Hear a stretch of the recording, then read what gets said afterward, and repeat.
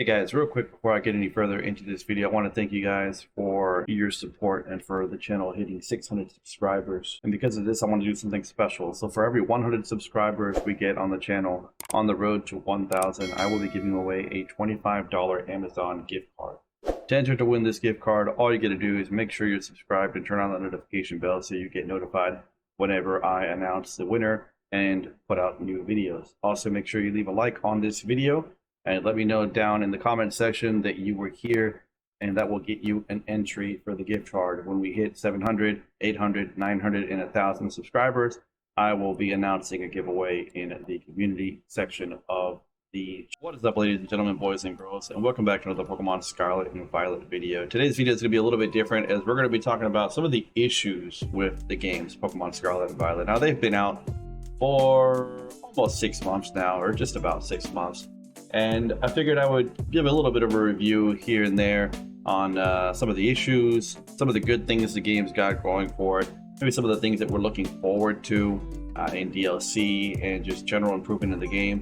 So today's video is going to be focused on the issues. So I figured we'd get the ugly stuff out of the way, and if this video does well, we'll go ahead and look at the game's strengths and go on from there. So we got a few issues in Pokemon Scarlet and Violet, those being load times in general, interfaces, and issues with terror raids. So we're going to go ahead and basically go from the least bad to the worst. So if you guys are new here, do consider leaving a like and subscribing, as I do try to upload at least 3 videos a week on Pokemon Scarlet and Violet. And we're going to be extending the channel to other games and other topics as the channel continues to grow. Is that Pokemon Scarlet and Violet is kind of in a downtime right now, as we're all just kind of anticipating that DLC that we were expecting to maybe come in the summer, but it's coming in the fall.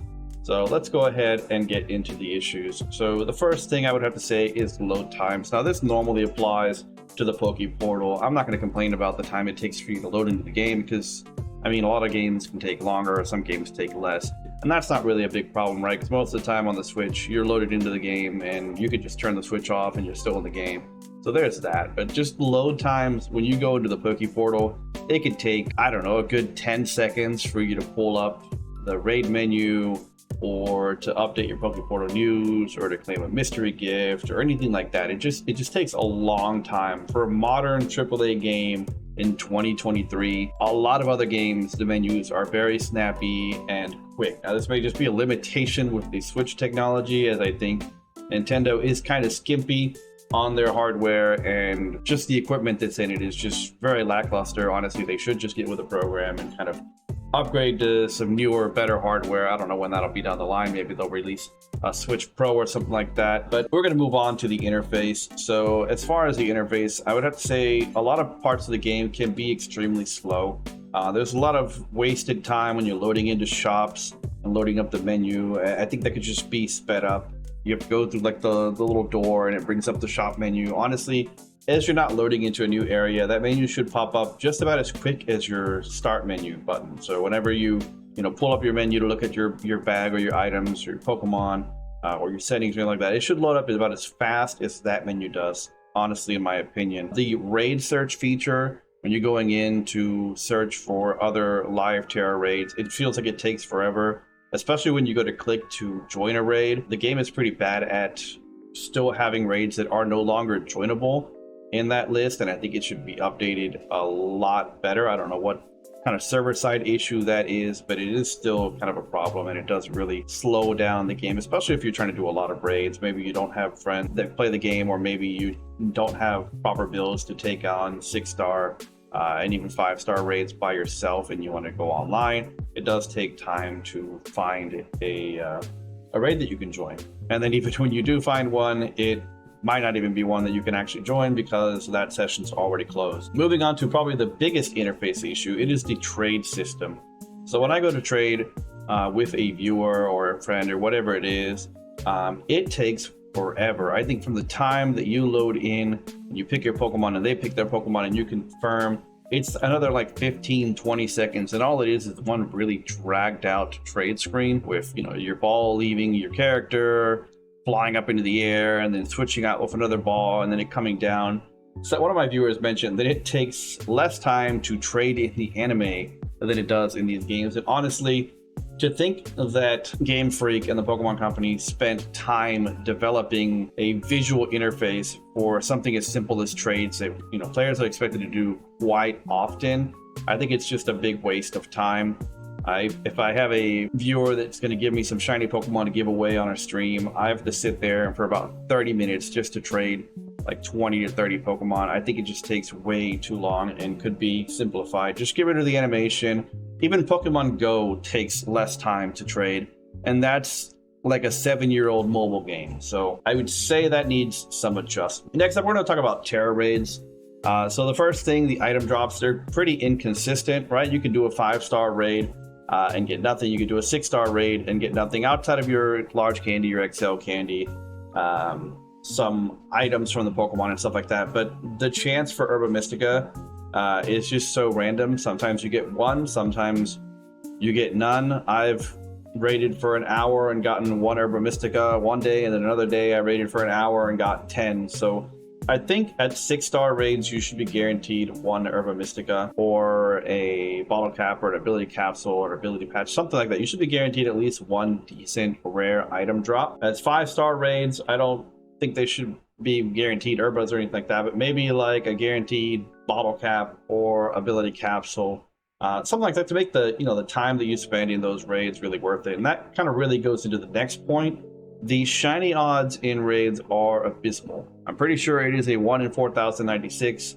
And if you've been playing the game since it's released, you probably already have a shiny charm. You might even already have a foreign Ditto that you can trade and breed with. You probably have enough Herba Mystica where you could go hunt, get shiny hunt a Pokemon, and probably encounter a shiny in 10 to 15 minutes, maybe catch 2 or 3 in a 30-minute time period. If you're using a sandwich, that's going to increase your shiny odds.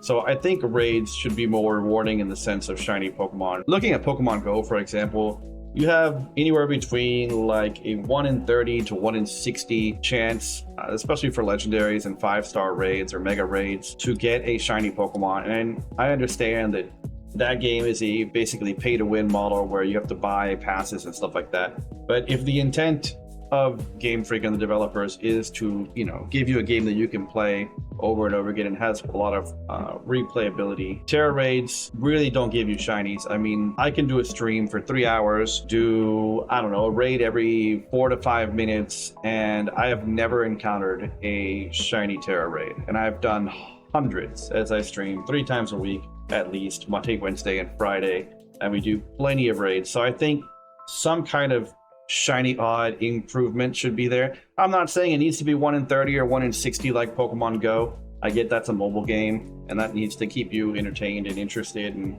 you know, that chance of you getting that shiny might make you buy another battle pass. But maybe 1 in 128, 1 in 256, just the chance that that raid could be there and that you could get a shiny would make it worth doing more raids. Right now, I'm at 999 large candies and about 980 extra large candies, about 480 rare candies. So the item drops there aren't really worth it. I've got about 70 or 80 bottle caps, ability capsules, ability patches. So there's not much reward there, not much incentive for me to continue playing those raids. Now, granted, I'm a streamer and I do a lot of these raids with a lot of viewers and stuff like that, but I also don't play the game offline. If I play Pokemon Scarlet and Violet, it's because I'm streaming, because otherwise there's just nothing to do in a solo environment. So there being an increased shiny odds would probably help the game a ton. So with all of that, guys, I think load times could be improved. I think there could be some adjustments to the interface, and definitely some adjustments to Terra raid rewards. I understand the 7-star raids not being shiny, but there are event raids where you've got like Iron Leaves and Iron Wake, for example. Those raids weren't farmable. So if you got lucky and you got a 6 IV now, and other people got a 4 or 5, now they have to wait until those Pokemon come out and you can catch them in the DLC and stuff like that. So I think that raid kind of being farmable would have been a good deal. It was out for about 2 weeks. Any kind of the version exclusive Pokemon should have an elevated shiny chance just to get people to do those raids, because usually the rewards are awful. Like when Ceruledge and Armarouge had their raid event, it was, what did you get? Just normal candy, normal drops. There was no increased chance for ability patches, capsules, bottle caps. Herba Mystica. In fact, you don't even get Herba Mystica from those raids at all. It's basically not in the loot pool. So I think making those raids more interesting would be a good thing. I like the 7-star raids. I think those are great and don't really need much improvement. And I understand those not being shiny, as they are 6 IV perfect Pokemon at level 100. I understand those not being shiny, but for 6-star raids, I think they should have maybe 1 in 128 or 1 in 64, maybe even. And the 5 stars should maybe be 1 in 256, 1 in 512, something like that. There's some variability there, and you could definitely squeeze in some adjustments here and there, and kind of based off the feedback. So guys, that's it for today's video. I hope you guys liked it and found it insightful. Maybe let me know down in the comment section what you guys think. What is the worst part about Pokemon Scarlet and Violet? And how can it be changed? So if you guys liked the video, leave it a like. If you loved it, consider subscribing. I am doing an Amazon gift card giveaway at every 100 new subscribers after 600. Take it easy, guys, and I'll see you in the next video or the next live stream. Take it easy.